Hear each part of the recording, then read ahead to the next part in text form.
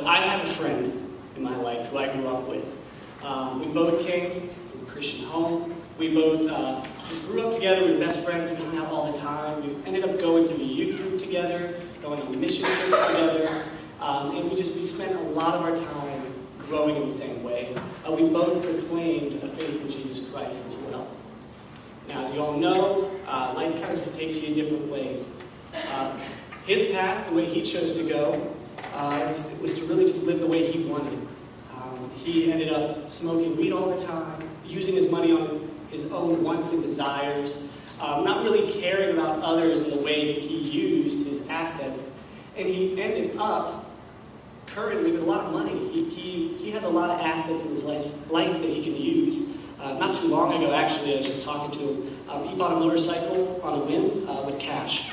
Just kind of like saw it online, thought he'd like it, went there, paid in cash for it. And it can be frustrating for me when I look at my life, and I look at his life, and here I am, the path I chose was to work in ministry at church, to use my money in ways that I felt were pleasing to God and caring to others.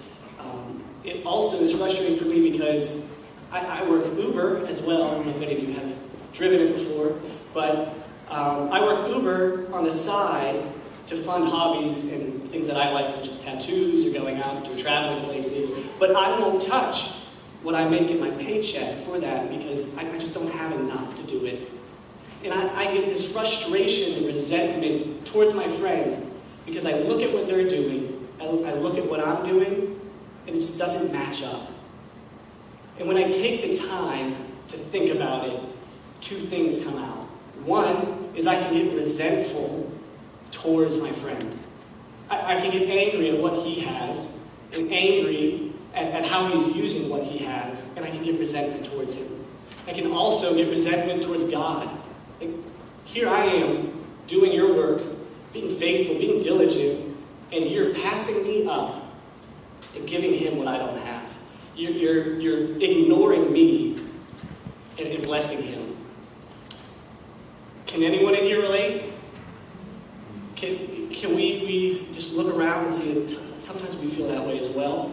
For this summer series, we were asked a bunch of questions, and one of them hit on the point of how do I look at what others have versus what I have and not get upset?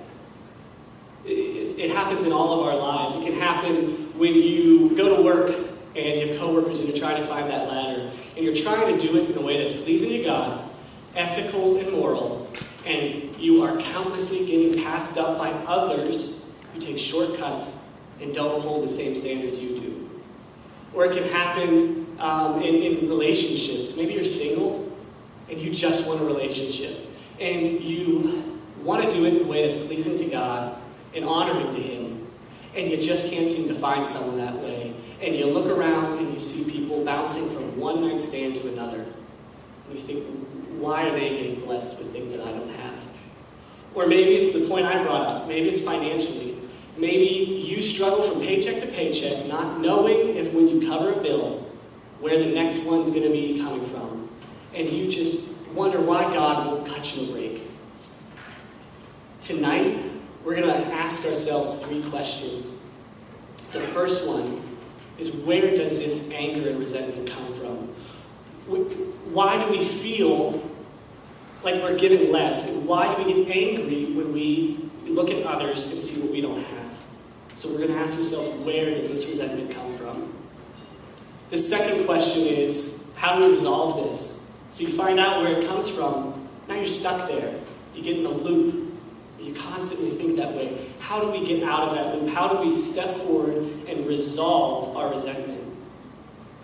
And last, now that we've resolved it, what should be coming from my life? What actions and what steps and how should I be reacting now that I understand this and resolved it? What should result from knowing this? So we'll go to Scripture. What's the Bible say? So we read today from Matthew. What we read was a parable called the Parable of the Landowners. And a parable is a story that Jesus told in tandem with a teaching to provide further illustrations. It was kind of like a picture to what he was saying. And the background of this parable was Jesus is walking down the road, a rich man comes up to him and says, Jesus, what do I have to do to obtain salvation? Just tell me so that I can have eternal salvation. Jesus goes, oh, it's easy. Just sell all your stuff and come and follow me. Now, obviously, to a rich man, it's not easy. It's frustrating. You've worked hard, and you're told to get rid of everything and come and follow Christ. And the guy walks away sad and upset. And I don't know if you guys are familiar with the disciple Peter. He has a knack for putting his foot in his mouth. Well, Peter sees this interaction. He goes, hey, Lord, I did that a while ago. I've given all my stuff away. I've been following you for a while. What do I get? What do I receive? And Christ then tells this parable.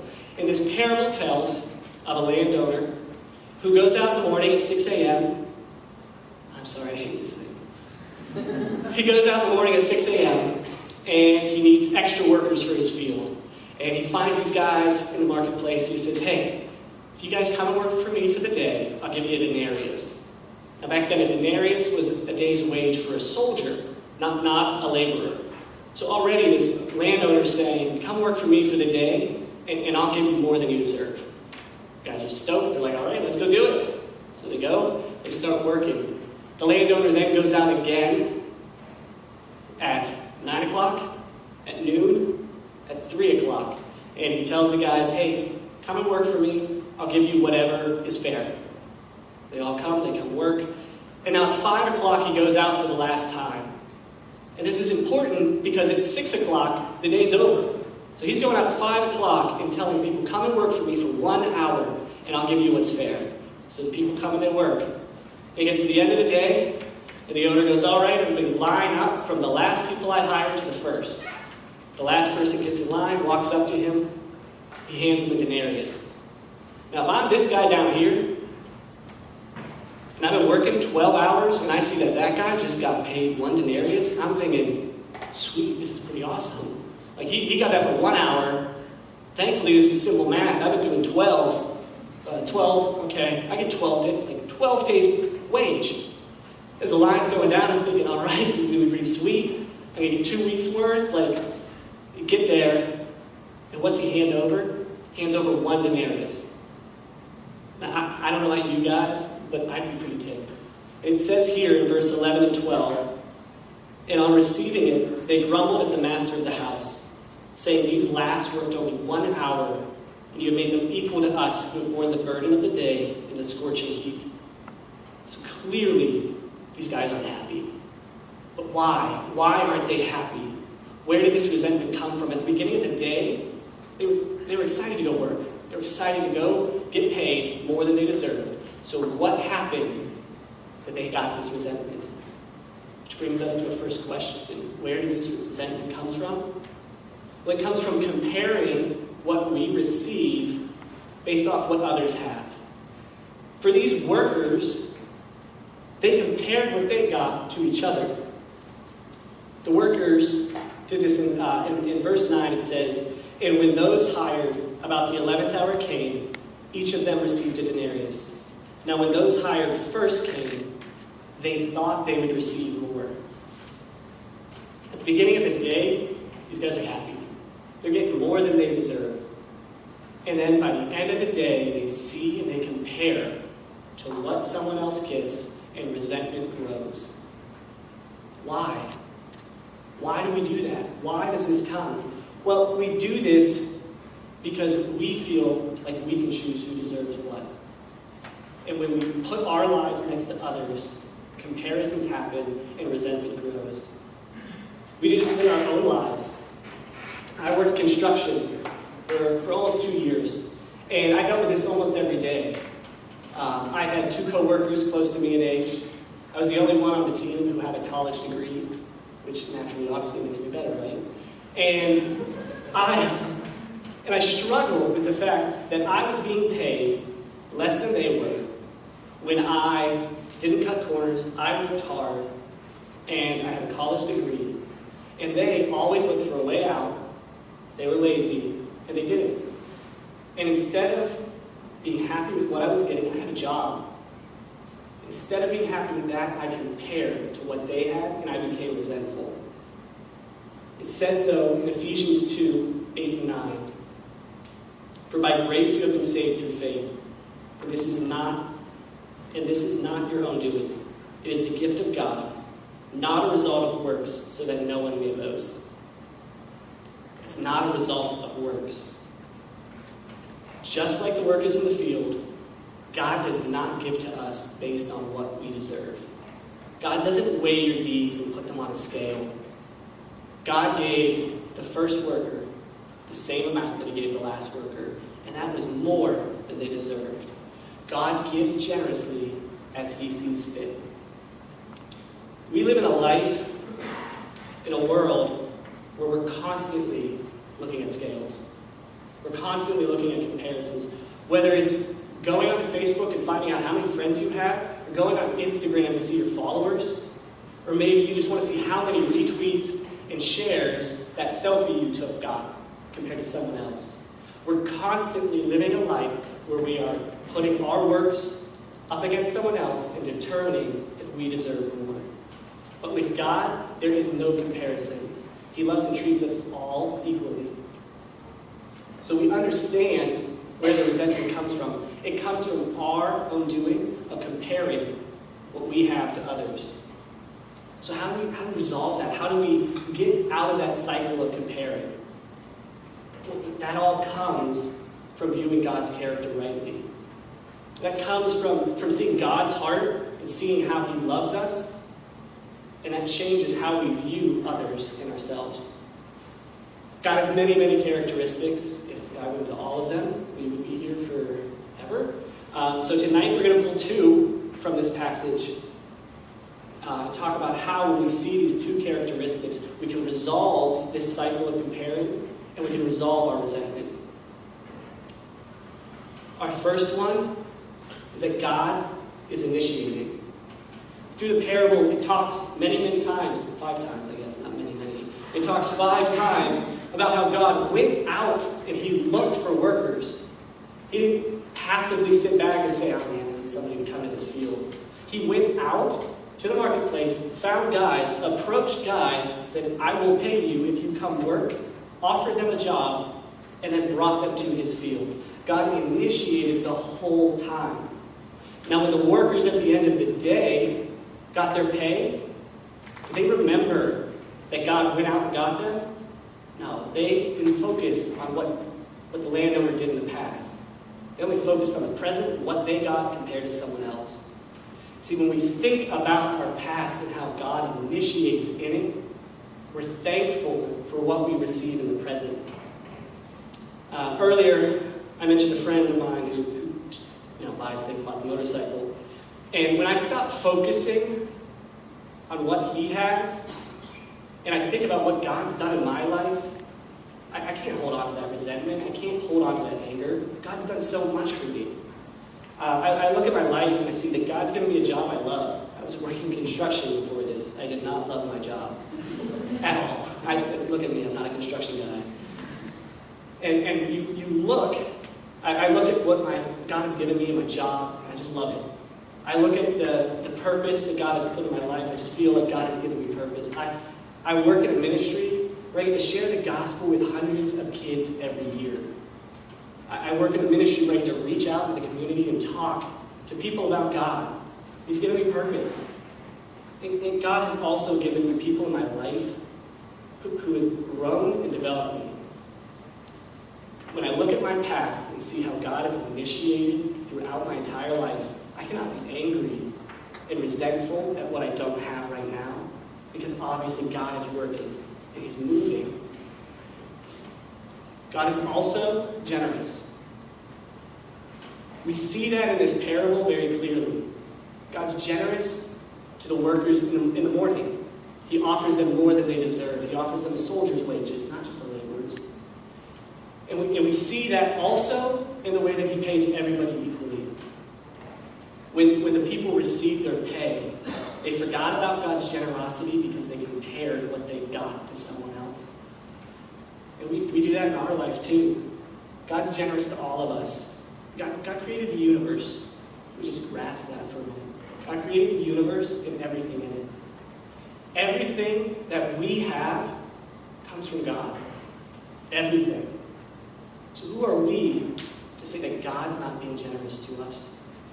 He's given us everything. When we understand that God is a generous God, and we become thankful for what we have, we can't hold on to resentment for what others have. So what do we do with all of this? What should it result in? You sit there and you're like, all right, I understand it. I compare things. And I get that God is a caring and initiating and generous God. So what should this result in my life when I really start to grasp and apply this? What shows this is working? When we understand the heart of God, two things should start to develop. Gratitude towards Him for what we've received, gratitude towards what's in our life, and grace towards others. Grace towards what others have, and we don't. So the first one, gratitude towards God. The workers in the parable, they could have gotten their pay, looked down, and realized this is more than I had before. This is more than I deserve. They should have looked down and been thankful for what they had. And if they would have done that, gratitude towards the owner would have come. In our life too, we need to start practicing this. We need to look at our lives and realize everything God has done for us and be thankful for what we have. When we understand the character of God, one who is initiating, one who is generous, one who is blessing us more than we deserve, that turns into gratitude towards Him, even when we don't have what we think we want and deserve. So most all of my friends from high school and college are now married. They have families, they have kids, kind of like everyone's funkle, which if you don't know what that means, it's a fun uncle. And I used to look around at all of them and get so frustrated that God has given them a family and has given them a spouse. And think, what is this blessing of singleness that you hear Nate talk about all the time? Like, this is ridiculous. But when I stop and I focus on God is initiating and God is generous, and I think about His character, I start to realize what a blessing that is. I see that God, through my singleness, has allowed me to go to Kenya every summer for like the last 3 years. If I had a family, if I had a spouse, the amount of juggling I would have to do to get up and leave for that many days. But through singleness, God's granted me that. I work here at the Bible Chapel, and I work crazy hours, just weird hours. I never know when I'm going to be here. My weekends are always busy. I've been here now almost 12 hours. If I had a family and kids, I couldn't do the ministry that God's laid on my heart well without neglecting them. When I focus on the blessings God has given me and recognize His character and what He's doing in my life, I don't have resentment towards Him for that. It should also result in grace towards others. The workers in the field, the ones who've been there all day long, they saw what others got paid, and they grumbled, and they griped, and they got mad. Do you think those other workers didn't realize that? Do you think my friend doesn't realize when I get upset with him for the blessings he's received? Imagine if those workers would have received the denarius, saw their other workers receive the same amount, and instead of being resentful, been happy for them. Just imagine how that would have changed the whole interaction, the whole way they felt that day. The same can be said in our lives. We might be in a place where our friends around us are being given everything we want. We might be in a place where we think God is ignoring me. God is blessing everyone else, and He's passing me by. But we can be thankful in those moments because that is proof that God is moving everywhere. God is moving in their lives as well as yours. When that story I told you before about my friend who just spends and spends and spends, I I can feel resentment sometimes, but when I think about the fact that he proclaimed a life of faith, he used to be following Christ well, I can see that God's still blessing him, and God is still being active in his life despite the fact that he doesn't see it. I can look at God blessing him and be thankful that God is working in his life even now. When we start to recognize the character of God, the result of that should be gratitude towards him, thankfulness towards him, and also change your attitude towards your friends, towards others, and allow grace to be extended towards them rather than resentment. So this parable was written at the end of Christ's ministry. Not written, it was said at the end of Christ's ministry. Christ is walking back to Jerusalem, and he knows he's walking back to be betrayed, tortured, and hung on a cross. And the point he's trying to impress on his disciples is that he wants them to understand about the kingdom of heaven. He wants them to understand about salvation, that it's not a works-based model. He wants them to understand that salvation is a blessing from God and a gift. We've all sinned, and none of us deserve salvation. The Bible makes that very clear. But God had a plan for it. God initiated in our lives by sending his Son to generously die on the cross for our sins and take our debt. His kindness and love and character provided a way for us to enter into salvation. And that's what Jesus was trying to share in this parable. If we look to the cross and we recognize what we deserve and focus on what God has given us, we can't hold on to that resentment. It's just not possible. And this results in a life where we extend grace to others and we show gratitude towards God. So I'm going to pray for us tonight. And while I pray, the worship team's going to come up and we're going to end with a song. And if you want prayer, we have a team in the back who will pray with you. And if you have questions, they're there in the back for you as well. So I just want to thank you, and I'm going to close in prayer.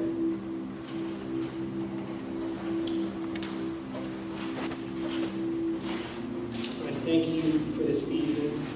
I thank you for the people in front of me, Lord. And I thank you for this opportunity for us to learn about your heart, about your character, about the way you love us and give to us.